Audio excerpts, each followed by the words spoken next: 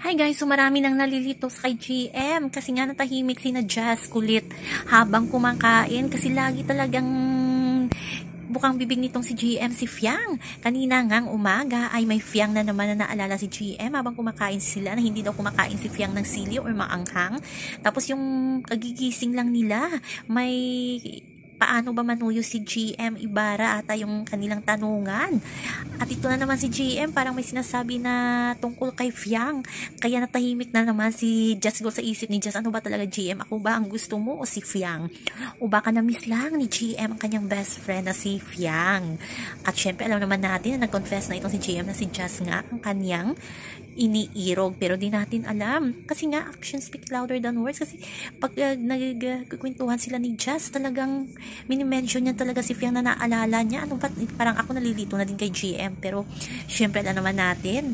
Paniwalaan na lang natin sabi niya na si Jazz talaga. So, yun naman po guys ang ating update. Sa ngayon, okay na maging magkaibigan silang dalawa ni Fiang.